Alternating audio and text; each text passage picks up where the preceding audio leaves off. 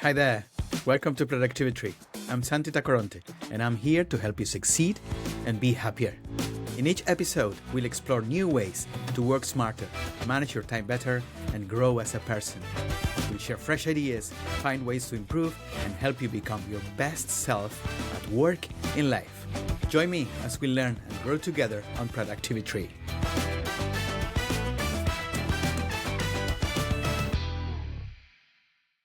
Dr. Brenetia Adams-Robinson, aka Dr. Bre, is a transformational leadership and empowerment coach and HR consultant. She is gifted in helping individuals identify self-limiting beliefs and mental blocks that undermine capacity to unlock their ultimate potential and walk into their greatness. A skilled HR professional with doctoral credentials in leadership, she brings a wealth of expertise to those seeking to increase their leadership competencies. Dr. Bray is the author of Amazon bestseller, Unleash Educational Excellence. Ensure your child's success in school and life. A parental guidebook to promote success on a child's educational journey.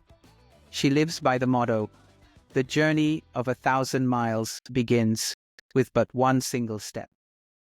Welcome, Dr. Bree, to the Productivity Podcast. Thank you so much. Good morning.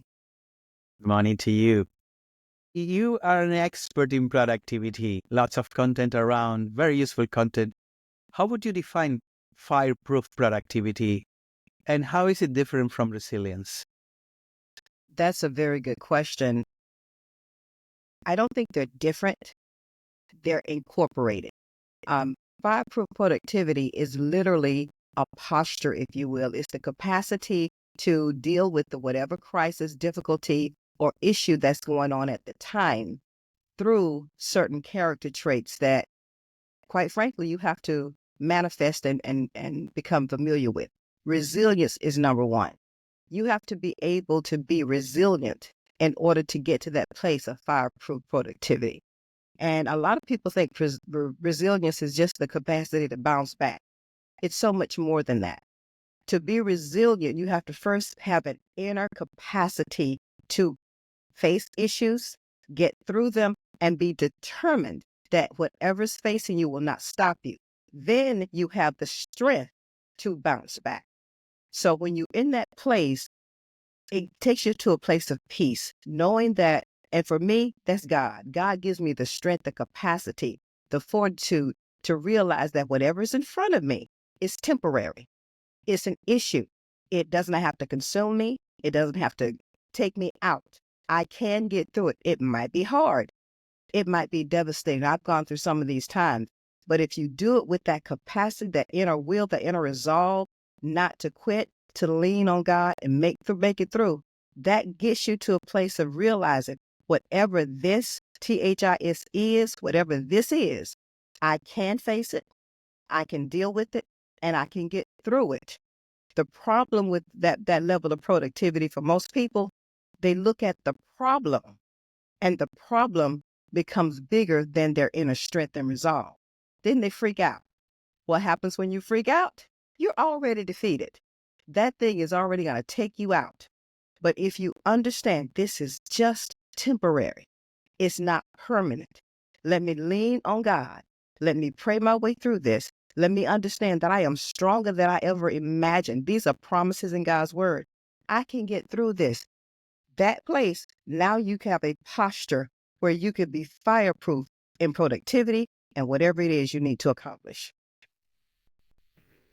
Can you share a story where you or someone you know faced chaos and you were overwhelmed and still managed to stay productive? This is something very common these days, Dr. Bree. Absolutely. People, as you will say, get overwhelmed with work, family, anything. Can you share your stories? Absolutely. The one that comes to mind most prevalently is he's an adult right now, but when my son was 11 years old, he's my middle child. I got two. He's the middle child. He was hit by a car. Now, this is a time when my ex-husband and I had just decided we were going to get divorced. So there was tension there. I was unemployed. So I was in the midst of trying to find a job. A couple of days before he was hit by this car, I was offered an opportunity for a job, a temporary job that was going to lead to something permanent. Happy, everything's going well, can deal with the divorce. He was almost killed. In fact, they tell us that he died 3 times going to the hospital. So I'm faced with, I've got this opportunity for work. Finances were critical, but my son is almost dying. I could not start that job. And this is where sometimes people get overwhelmed. They get these things in their mind. It's like, I got to do this. No, you need to stop and make a decision on what's most important. So knowing that I would probably lose the job, I was bold. That's another thing that it takes to be fireproof productive. I called the temp agency. I said, look, my son was just hit by a car. Explain the situation.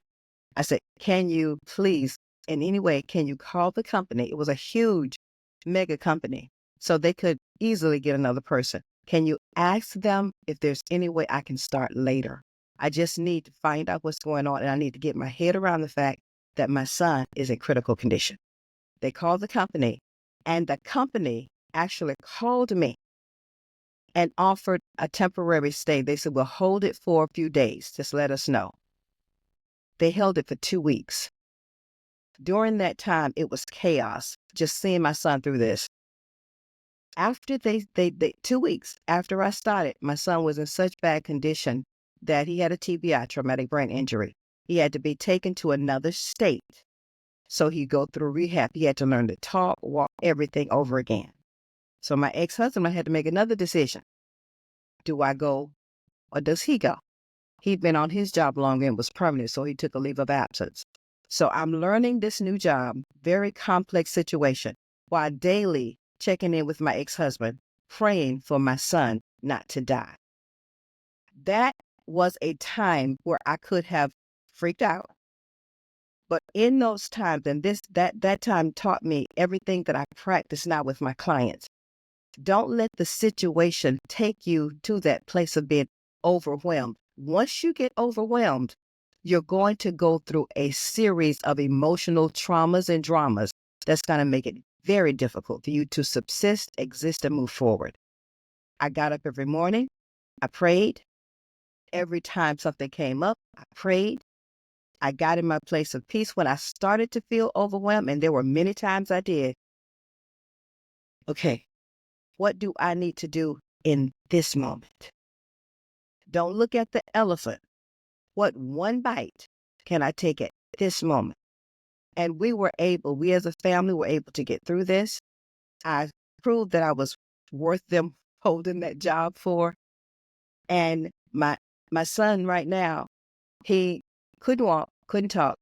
He is still has some issues, but he is strong, he is vibrant, and he is alive. When you go through those moments when you are pulled every which way but loose, as they say, just one step at a time. Don't look at everything that's going on at that time. One step, and always ask yourself, what can I do in this moment? What decision can I make at this time? Because sometimes those steps are like lead on your feet. What can I do to take one step so I don't feel defeated? And that's how I got through that season. And there have been many others, but that lesson taught me how to get through those many other times. One step at a time, one prayer at a time. Stay in that place of peace. What can you do in this moment to get to the next step? That's beautiful, Doctor. God bless. Let's speak a little bit about leadership, right? You definitely a very calm and wise leader. But how do you ensure that your teams, people that is reporting to you or working for you or with you, remains as calm and as productive as you are when things are, changing around? And change is that one thing that's constant. Most people don't like it, but I don't care what happens. If you don't deal with anything else, you're going to deal with change, especially in any kind of leadership position. And this is where this leadership in your workplace, your community, your church, and even your home the one thing I try to do before I do anything else, when a crisis comes, when something unexpected comes, I've learned to always have a game plan. And if you do the research, only 49% of organizations, and we're talking workplace and community structured organizations, only 49% of organizations actually have a crisis plan. That's why so many businesses went out of business during the pandemic. They didn't know how to pivot. They didn't know how to shift. The pandemic should have taught everyone who considers themselves a leader, let me have a backup plan. Let me have a game plan. So I always have a game plan. And even if I don't codify it and explain it to my team, I've always got a plan. So when a crisis hit, like everything, before I do anything, I said, okay, God, what am I supposed to do here? This is what it looks like. And I write down, Habakkuk says, write it plain upon the tables so that he who sees it can run with it. When you write things down, something happens in your subconscious. It's like you can see more clearly. So I write down, what's going on now? What can we do? What are our options? And I just go through them. Then I get with my team, but I meet my team where each of them are. Not everybody is in the same place. Not everybody even wants to deal calmly with the crisis. Some people enjoy, I call them DBDs, difficult by design folk. Some people enjoy being DBDs. So look at your team. Meet each of them where they are. Those who already have this sense of calm, this sense of peace, then you give them certain tasks that's needed to get through that thing. Those who are freaking out, you got to calm them down before you give them anything. And those who are just negative by nature, you got to deal with them. And sometimes dealing with them will be, okay, you need to calm down and you need to be quiet right now, because they will help everybody else freak out. So identify your team's capacity to deal with that crisis and deal with them where they are. What I find, I've been in HR for 33 years. What I find with a lot of leaders, that unfortunately a lot of people aren't leaders, they're just managers, but they try to deal with everybody the same way. That's the number one mistake any leader can make.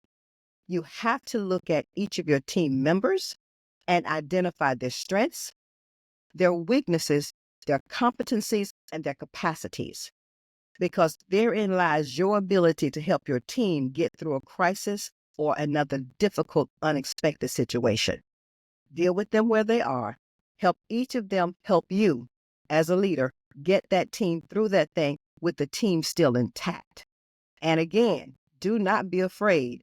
Those DVDs, difficult by design folk, you got to tell them to be quiet. Tell them, okay, I understand you're freaking out, but I need that negativity that's coming out of your mouth to stop. I need you to get over here and sit down, and we're going to figure out what's going on. When I ask you to do something, I need you to get it done. And then with others, you can be a little calmer. This is what we're going to do. But with those who are right in that place of peace, I need you to move. I need you to get this done. Meet them where they are. Then you and your team can get through any crisis.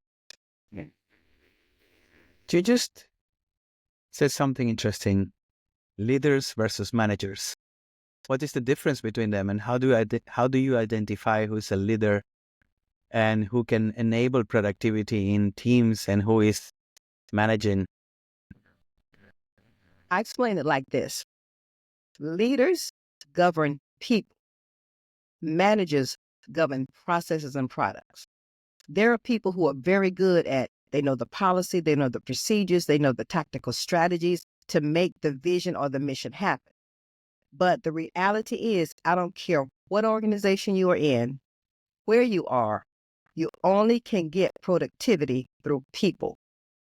If you don't know how to master the art, and it is an art and a science of progressing and processing through the people who work with you or for you, you are a manager, not a leader. You can be as smart as the day is long when it comes to how to get this done, how to make this happen, how to get that widget processed, how to get that document done so we can get it out to the public. If you don't know how to do it through the people who are charged to get it done, then you're going to be left with a mess. Because when managers govern people the wrong way, it leads to negative mindset, negative posturing, disconnection, disengagement, and a team that is not cohesive. If you want to have a high performing team, you've got to tap into that leader, and you've got to learn how to process with people through people and engage the people on the mission to help you make that mission happen. I find that there are a lot of managers in leadership positions, but there are not a lot of leaders who know how to get things done through the people they work with, work through, and supervise. Doctor, you help leaders break past subconscious limitation. How does our mindset either fuel or sabotage our productivity in chaotic situations? And can you give some tools for people to avoid self-sabotaging? Wow, that's a real good question. In order to have a mindset, well, first of all, everybody's got a mindset. Most people will say, "Oh, I don't even deal with that stuff." But if you're breathing, you have a mindset. The question is it a growth mindset or a fixed mindset?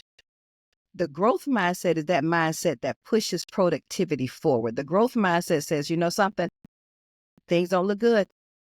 Things don't look good at all. I've never dealt with this before. This has the potential to derail the whole plan process or whatever. But we can get through this. We're going to figure out a way to get through this. Our growth mindset sees the glass as half full. A growth mindset said, yes, we got this very big issue in front of us, but let's figure out how we can get through it. Growth mindset and leadership says, let's talk about this. Let's come up with a game plan. A fixed mindset says, oh my goodness, this is going to hurt. This is going to kill us. We can't do this. We can't do this. Somebody's to blame. Who did this? Who is the blame? A fixed mindset is always going to find somebody to blame. It's going to always limit the possibilities and the potential. And it's always going to be more I-focused than we-focused. I don't know how we're going to figure this out. Somebody did this. Somebody is blamed for this. A fixed mindset is always a mindset that's going to kill before you all even begin the journey. That's with personal goals, with professional goals, or with corporate or leadership goals. If a fixed mindset cannot see the forest, the fixed mindset only sees the density of the trees. A growth mindset, even in the density of the trees, they see the beauty in each tree. They see the possibility in every situation. They see the capacities and the competencies of everyone on the team. And a growth mindset knows how to tap into whatever that thing is, that competency, that capacity that an individual has on the team, how they can contribute to the solution. So you have to manifest a growth mindset. Now, this is where it gets difficult. Most people don't know they have a fixed mindset. Most people are who they are. They've been that way their whole lives. And people have given them permission to be, as I said, difficult by design, because they make excuses. The people, oh, that's just the way they are. Somebody's being mean. Oh, just don't say much around them. You'll be okay. That's just the way they are. No, that's not just the way they are. That's the way they become. But something led to them becoming that way. So what was it? And this is where most individuals never take the journey of getting to a place to say, why am I the way I am? Why do I always react negatively to people challenging me? Why do people doing well on my team make me jealous or envious? Why am I always so bitter-minded? Why do I see the negative in everything? No, most people don't take that journey. Research tells us the reason they don't take that journey is they don't want to deal with the real answer, which is I may need to change. That is a contingent place of fear. People don't want to go there. That means they've got to face pain. They may have to face difficulties. They may have to come to grips with the fact that they need to do something different, or maybe they are the problem that's causing the issue to come to fore. So what can you do? First of all, you got to look in the mirror. That's the first tool. What is driving you? What is making you behave this way? What is making you act this way? And 99% of the time, I've been in HR for a while. I'm a minister of the gospel, and I take great intensity in making sure I understand how the mind works. When you get asked that question, you got to deal with what's going on in your subconscious mind that's driving you making bad decisions, having a bad attitude, and reacting to people in such a negative way. Most people can't take that journey alone, and most people don't like to ask for help. We've got people dying in their pain.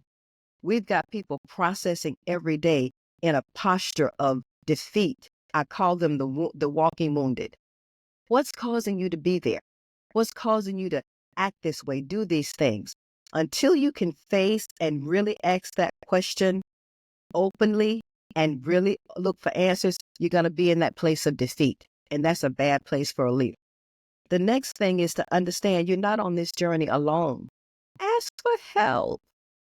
I don't know at what time we got to this place as a people, and this is the human condition, that we think asking for help is a weakness. It is not. Asking for help can be the strongest position you ever take to get yourself in a place of being the best you, the most authentic you that you can be. Once those two things are done, then you can expand and start to strengthen those inner skills. But until you get there, take off that mask, ask yourself these tough questions, ask for help if you need it. You will not be able to do those things like strengthen your resilience, do exercises to increase your communication skills, deal with your conflict resolution skills. You've got to deal with those interpersonal skills and strengthen them, but you all first got to deal with the inner you.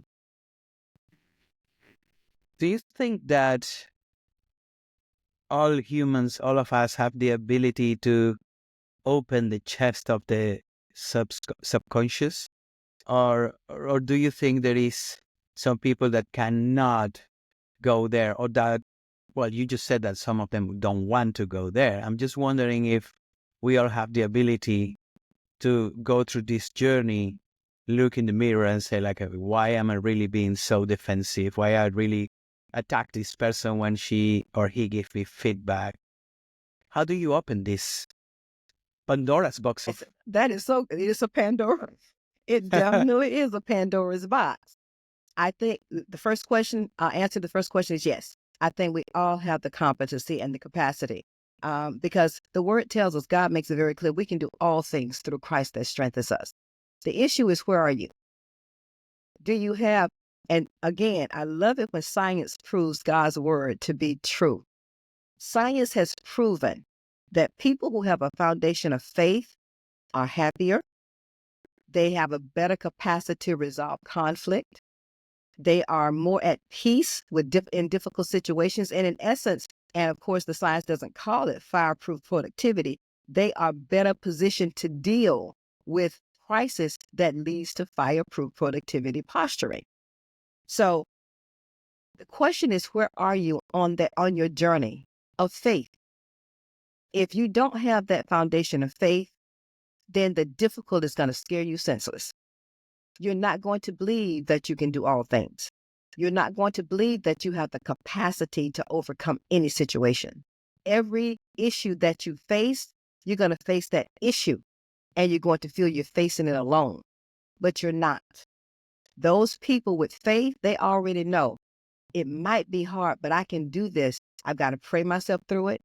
I've got to see myself through it. I've got to be consistent through it. Remember the growth mindset.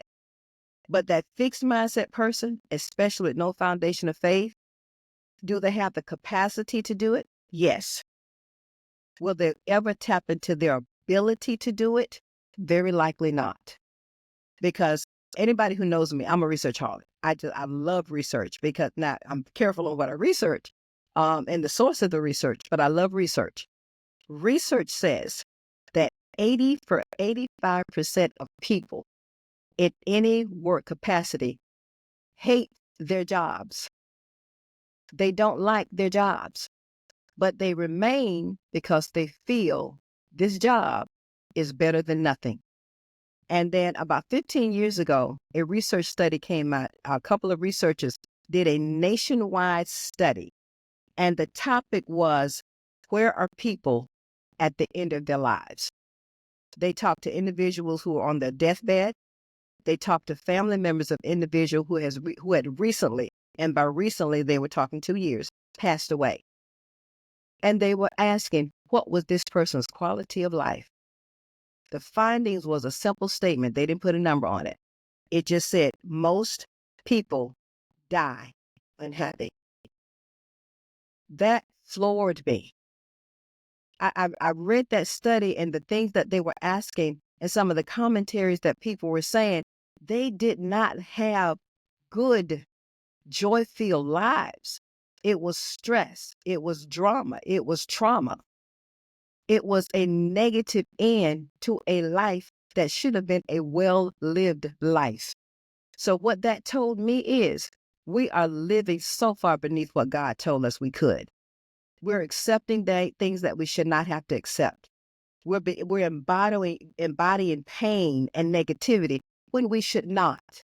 But once you get to that place, it's hard to get out. So if you're in that place and you feel that things are hopeless, then get some help. Talk to someone who can help you figure out why you are where you are. But you have to want to do it. I tell the leaders in my HR capacity. I've been in management for a while, so I talk to leaders and I ask them this one question. When they say, "Oh, the team is doing this and the team is doing that, and we're having this kind of issue," I said, "Okay, so what are you doing?" Because I'm hearing the team, they. What are you doing? Well, I'm trying to lead them. How? Well, I'm doing blah blah. Okay, again, that's what you're doing for them. What are you doing to make sure you are not the problem? And they hate it when I ask that question, because what does that say? I now have to be introspective. I've now got to look at me. Am I part of the problem, or indeed, am I the problem? So you have to want more in order to get more. So those people who are fixed-minded, are negative, again, DBDs, difficult by design folk, you have to want more than you're living. You have to want more than you've accepted. But that means if you're in that place, you're going to have to get some help.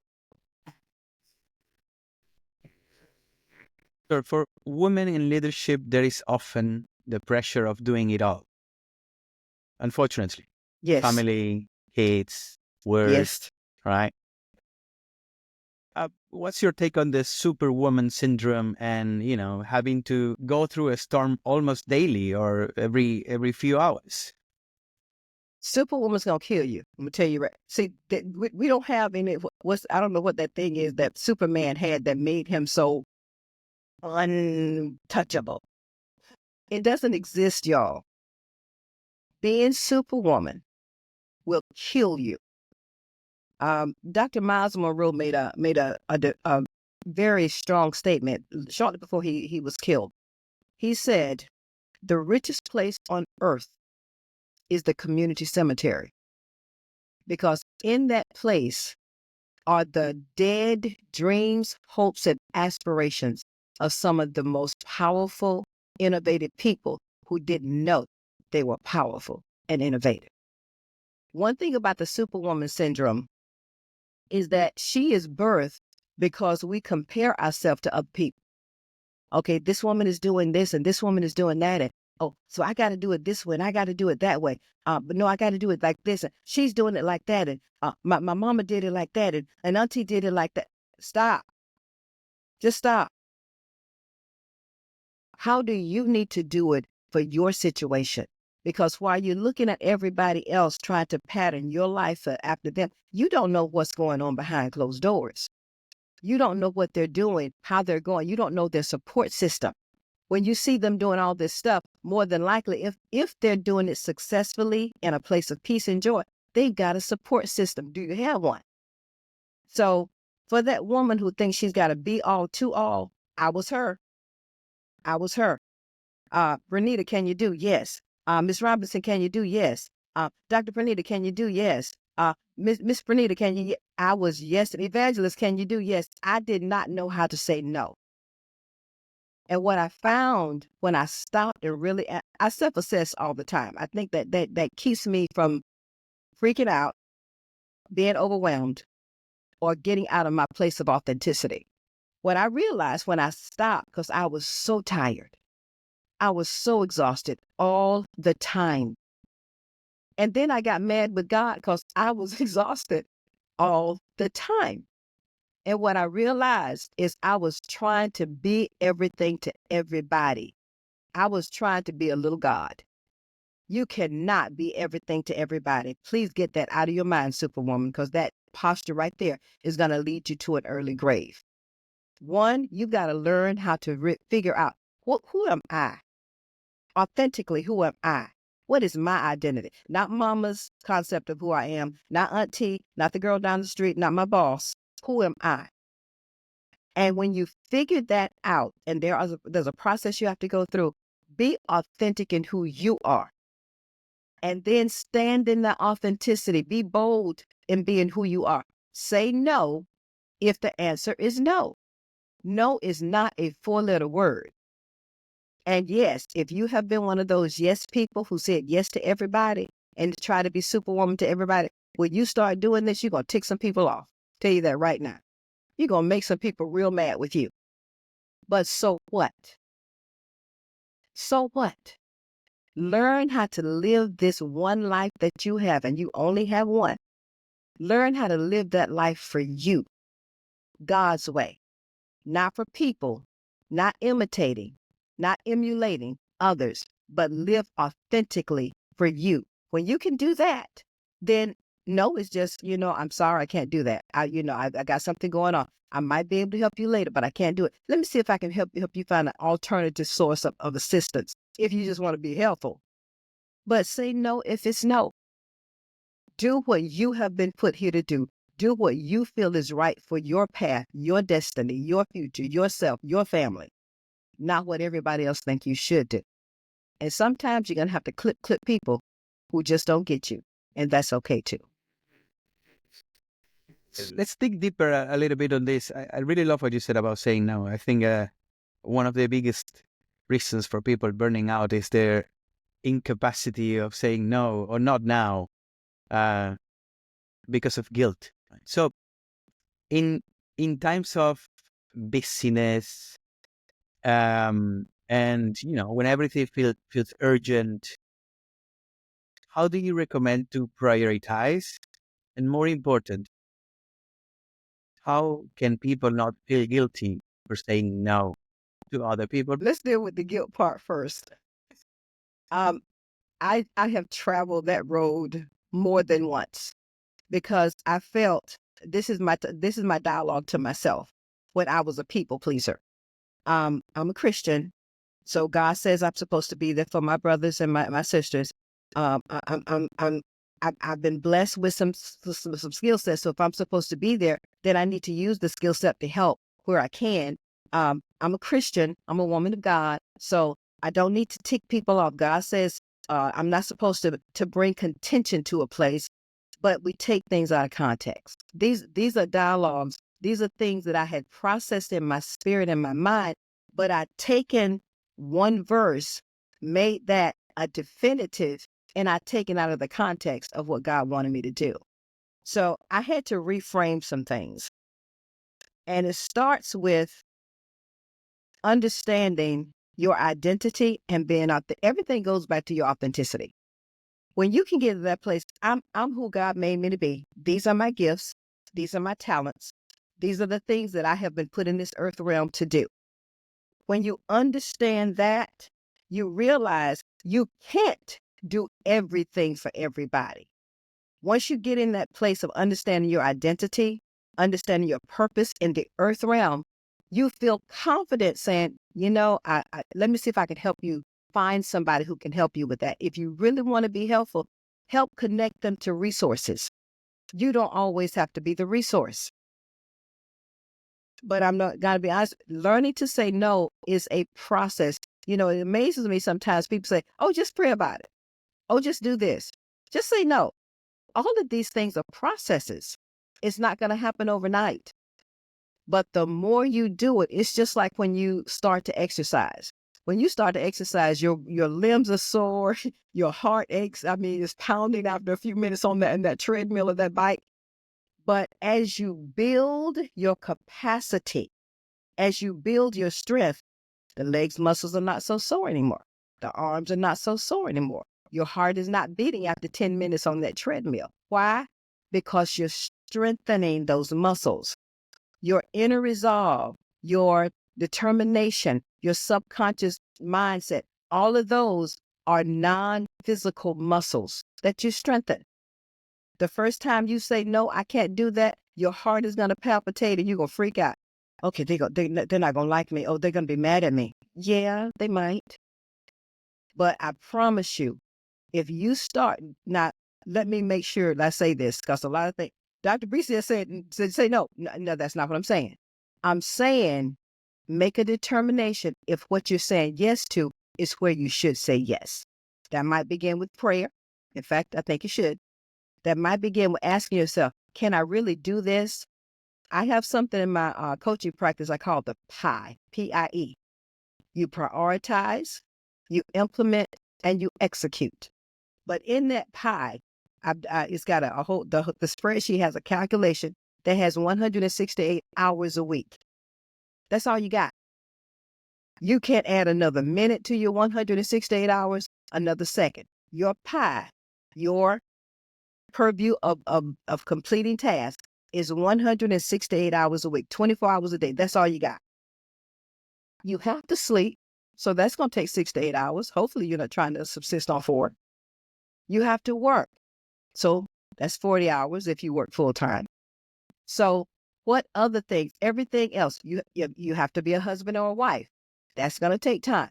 You have to be a mother or father. That takes time. So once you take those things out, I call those zero change elements. These are things that you can't change. You have to do this. Now you're looking at your discretionary hours every week.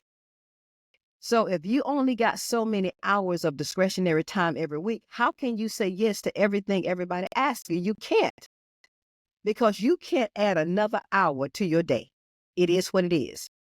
So you've got to you got to be wise. Factor out what you can say yes to and what you can't say yes to. And what you can't say yes to, there's only one alternative. No. The more you say no, the more you will be comfortable, because now you're learning to walk in your authenticity. You're learning who you are, and you can stand in your identity. That saying no is not a 4-letter word. You are more confident saying, I wish I could help you, but I can't help. And if I had a resource, I would definitely give you a resource. But all I can say is, go on the internet, talk to your pastor, give them some resources to start with. But your answer just needs to be no. That muscle will strengthen over time and you will become more confident. I'm raising my hand, y'all. I was people pleaser. Yes to everything. Now I say no, and I can say it with confidence. Let's dispel a myth or two. What is that thing that people do when they are super busy, when they're under the fire, that they think that makes them more productive, but is a complete hoax? What is it? Busyness is that thing right there. The concept of busyness is the one thing people think. If I make sure I get this done, if I make sure I get this done, if I make sure I get that done, I can get this done. And let me do this. You're busy, but are you being productive? That concept of busyness is, to me, I find the number one. I just got to be busy. I got to get that. If I can stay this, if I do this, I do that. Let me tell you what happens when that happens. You teach the body how to respond to everything. Just like you teach people how to treat you. Don't get mad when they mistreat you because you gave them permission. You teach the body the same thing. You teach your body that when things happen, it needs to freak out or stress out, or it needs to be calm. What happens when you have that mindset, I just got to do. Whenever you're not doing something, then you get guilty within yourself because you're not busy. When you're not doing something, you get angry with yourself because you're not busy. Because you feel you have taught yourself, I've got to be busy. I've got to be doing something in order to be productive. But are you being productive just being busy? I guarantee you, if you're busy so much and it's a place of, there's the Energizer Bunny got to go. You might be moving, but you're probably not productive. And I guarantee you're not moving in the right direction. I see this all the time as an HR professional, as a minister, and as a coach. So that concept of being busy, I got to move, I got to do, if I do this, and then they have the audacity to think if I organize my business, I can be more productive. So from 9 to 11, I'm going to do this. From 11 to 12, I'm going to do this.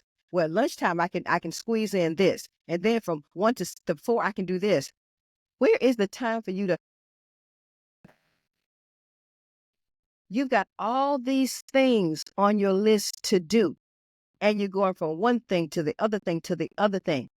Again, science has proven your brain needs a break every 2 hours. You ever have that time when you've been going all day? You skip lunch because you had something to do and you thought you can get it done. Then by 2 o'clock, you're sitting at your desk or you're sitting at whatever, and you're literally, you start to go, your eyes start to close. You start to be a little distracted in your mind. That's because your mind, those brain cells, they need a break every 2 hours. That's been proven. After 2 hours, your comprehension begins to go down. Your alertness, that capacity to be alert begins to decrease. And you don't retain as much information as you did 2 hours earlier. That's because you are pushing your brain to the max. Every couple of hours, you need to take a 10, 15-minute break, walk outside, go get you a cup of water. If you like sodas and all that stuff, get you something to nibble on. Just don't be unhealthy about it. And take a break. So as you put all this stuff in your 168 hours a week, you got to build in time to take care of you. Self-care is absolutely critical if you want to be productive. You cannot subsist on 4 hours of sleep a night. You just can't. You might think you're okay for a while, but by midday, you're going to be so exhausted and your body's going to tell you, I'm tired. I need a break. And sometimes your body would just go to sleep and say, bump you, I'm going to take care of myself. And you begin to nod, or you begin to nod off, or you begin to disconnect. You're in a meeting, you're talking to somebody, and you can't focus on what they're saying. That's because your brain and your body is saying, I'm done. So that concept of busyness itself is one of the number one things I see that keep people from being productive, because you think, going back to the Superwoman or Superman syndrome, you can't do this. Focus. What is it that you need to do at this moment in time?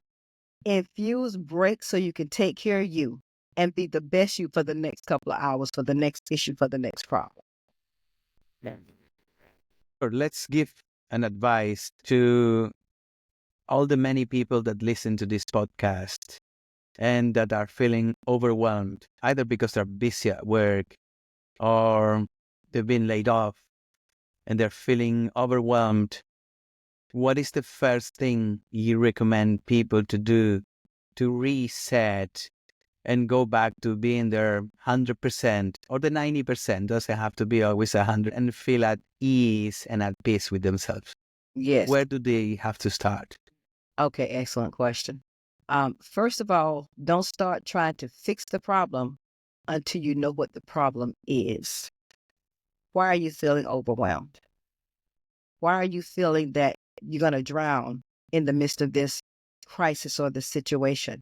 What's driving you to feel that you don't have the capacity to process through in a place of peace, with the potential of positive outcomes, in a place of joy? So what I find a lot of people do, they, again, look at the problem. This problem is right here, and you want to fight that problem. Let's deal with this problem. And they never ask, why is this problem here in the first place? Why did it manifest? Why is it in my life? Did I cause this? And a lot of times, y'all, the answer is going to be yes, you did. Because a lot of times you not being able to say no, not knowing your identity, not standing your authenticity, not realizing what you are meant here to do, not asking the question, what should I do first? What should I not do? You've taken on too much. You're trying to eat the whole, that elephant in the room. You're trying to consume that whole elephant rather than one bite at a time. Sometimes the problem is you. So before you try to tackle this problem in front of you, figure out why. And most times this is going to be the case. over and over again. You're going to say, you're facing the same situation. I'm overwhelmed. And you look back, I seem to have a pattern of being overwhelmed. I seem to have a pattern of always dealing with stuff that I don't want to deal with. I seem to have a pattern of certain people being in my life. And usually there are different kind of people. We can't go into that right now, but there are different kind of people. One of the kind of people that sometimes, especially being a people pleaser or a superwoman, superman, you can bring into your are users. And users take, but they give nothing. You have a pattern of having those kind of people in your life. Why? So before you tackle the problem, tackle why the problem exists. And again, it's a process. But then take that one step at a time. The problem is there now. It's not going to go away. I tell people all the time, critical issues don't evaporate, they escalate. Problems don't go away. If you don't deal with them, they will get worse. So you're going to have to deal with that problem. But what are the immediate steps you can take to deal with it? Once you deal with why it's there, can you now deal with making sure it doesn't come again? So that means you got to deal with you. What is it in you that causes this kind of situation to keep coming up? Deal with that.